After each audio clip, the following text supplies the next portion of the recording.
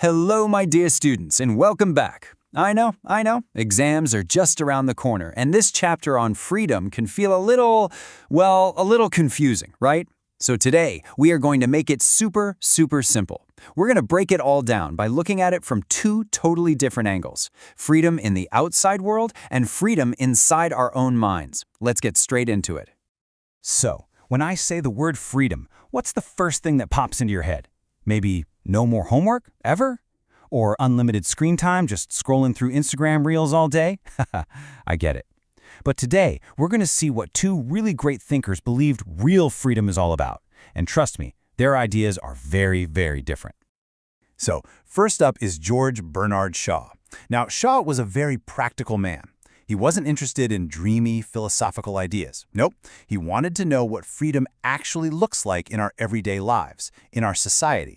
He looked at it from the outside in. Shaw starts with a really simple idea.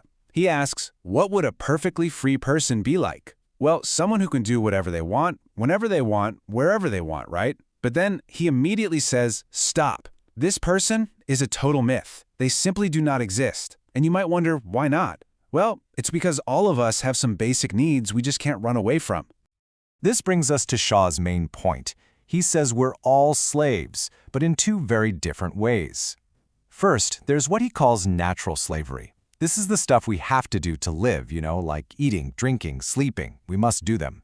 But he says nature is kind and actually makes these things quite pleasant. Then there's the other kind, unnatural slavery. This is the real problem. This is the work we're forced to do for somebody else's benefit. And Shaw says this kind is hateful. It's bad for our body and for our spirit. So, you might ask, if we're all slaves, why don't we feel it all the time? Shaw says it's because governments and the rich people, the master class, they create this giant illusion, a whole lot of humbug, as he calls it. They tell you, oh, you are free, you have a vote. Or they'll say, look, we passed this new law for factories. But think about it. Does that actually mean you have to work less or that you get paid more? Not really. And this quote just sums it up perfectly. They enforce your slavery and call it freedom.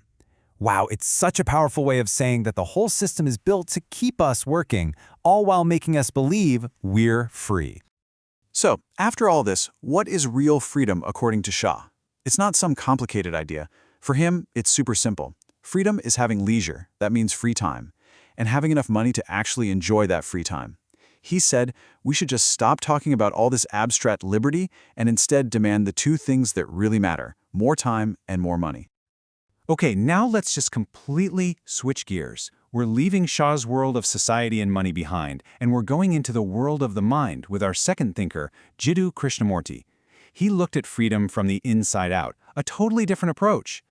Krishnamurti starts with something a bit shocking, doesn't he? I mean, our parents, our teachers, everyone is always telling us be disciplined. Discipline is good.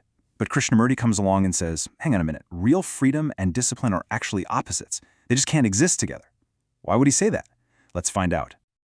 So according to Krishnamurti, most of us are living in a kind of mental prison. A prison made of tradition, of what our parents tell us is right, of what society expects from us. Real freedom only begins when you start to see the walls of this prison. And how do you break out? You have to start questioning everything. Not just blindly accepting and imitating. It's this process of asking why that wakes up your real intelligence. And for Krishnamurti, an intelligent mind is a free mind. And what happens when your mind becomes free and intelligent? Well, Krishnamurti says it becomes a sensitive mind. What does that mean? It means you start to genuinely see and feel the world around you. You notice the poor villager carrying a heavy load. You hear the sound of the temple bell. You feel for other people who are suffering. You break out of just thinking about your own exams and your own little world. But what stops us from being free like this? One single thing: fear. Fear of what our parents will say, fear of what our teachers will think, fear of not getting good marks, fear of not fitting in. Krishnamurti says this fear is the #1 enemy of freedom. It just locks up our minds and stops us from being truly sensitive and intelligent. Phew. So we have two very different ideas about freedom, don't we? Now, let's put them side by side. This next slide, my dear students, is probably the most important one for your exam revision. It will make everything crystal clear. So, let's break it down. Okay, just look at this table. It's your ultimate revision guide. For Shah, the focus is external. It's all about society. For Krishnamurti, the focus is internal, all about your mind. See? Simple. For Shah, the problem is unfair systems that give us no free time. For Krishnamurti, the problem is blind tradition and fear that trap our minds. And the solution? For Shah, it's practical. Get more leisure, more money. For Krishnamurti, it's mental. Start questioning everything.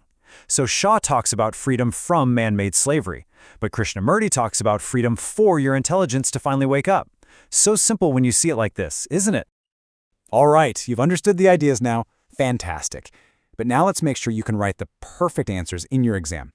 I've picked out a couple of really important questions, straight from your textbook. Let's practice them right now. Okay, here's the first one, based on Shaw. This is a very common question, so pay close attention. What's the difference between being a slave to nature and being a slave to another human being? Just think about it for a moment. So here is the simple answer. Slavery to nature is totally necessary for us to survive, eating and sleeping. And nature is kind, it makes these things pleasant. But slavery to man is forced work for someone else's profit. And Shaw says this is just hateful to our body and soul. Just write these 2 points and you will get full marks, I promise. And now, a question on Krishnamurti. This one gets to his most famous idea. Why does he say that freedom and discipline are opposites? What's his logic here? And here's the answer. Discipline, the way we usually think about it, is about following rules someone else made. It builds walls around your mind. But freedom is about breaking down those walls by asking questions and finding the truth for yourself. So you see, a mind that is only trained to follow rules can never be truly free to think for itself. That's the contradiction. Simple. We're almost done now. We've understood the theories, we've practiced the questions. Now, just for a moment, let's think, what does all this mean for us, for you and me, in our own lives? Let's just quickly recap the end goal. Shaw's kind of freedom gives you practical things, more time for yourself, and more money to live a comfortable life. Krishnamurti's freedom, on the other hand, gives you something inside, an intelligent, an aware, and a sensitive mind. And this leads us to the biggest question of all. To live a really good, happy, complete life, which one do you think we need? Do we just need Shaw's freedom or just Krishnamurti's? Or maybe the real secret is to find a little bit of both. What do you think? I want to leave you with this amazing puzzle that Shaw asks in his essay. Just think about this. Would you rather work really hard, 8 hours a day, and then retire completely free at age 45?